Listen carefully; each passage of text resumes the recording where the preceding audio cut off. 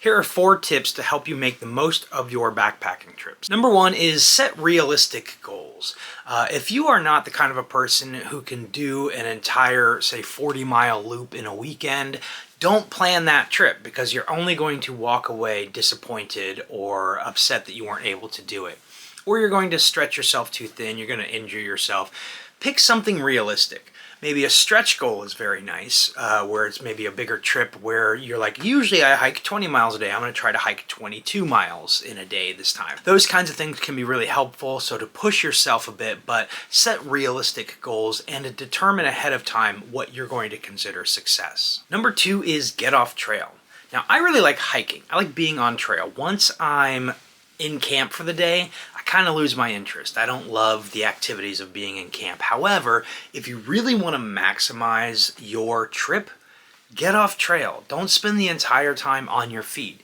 Check out the sights, look at the view, go fish, go check out the lake, go swim in the lake, go look at wildlife. You know, those kinds of things can really be beneficial once you're done hiking and you just explore the area around you. That can really help out on a backpacking trip. Number 3 is practice mindful photography. Now, what do I mean by mindful photography?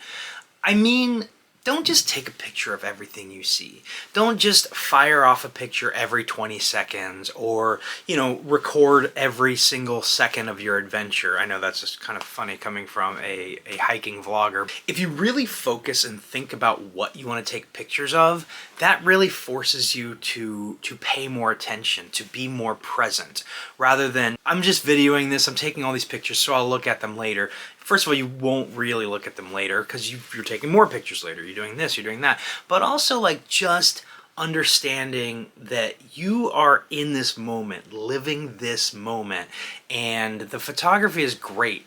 But if you really choose when you take those pictures very carefully, each of them should have more of an impact. One thing I like to do is, if you're old enough, you might remember when we used to buy cameras, whether they were disposable cameras or regular film cameras, you had a roll of film and you had a certain number of exposures. So you could take 24 pictures, for instance. Sometimes I like to tell myself, I can take 24 pictures, or I have two rolls of film. I can take 48 pictures on this trip. And it really forces me to be judicious about when I take pictures and of what. I really like that, again, just for this idea of connecting to what you're memorializing. The last tip is connect with your senses. Again, you're in this moment, you're living this experience. Really listen to the world around you. Be present. Smell the world around you. See the world around you. Taste, but you get the point. Really see what it is to be in nature and to experience nature and not just sort of use it as you walk through and observe it very passively. Really be part of it and be present and connect with it, and I think you'll get a lot more enjoyment out of it. So if you're looking for a trip to take this year where you can practice these skills, get a good hiking or backpacking trip, this is a really good place to start. Check out this video, and that'll lead you to some other ideas as well. Thanks, and let's do this again sometime.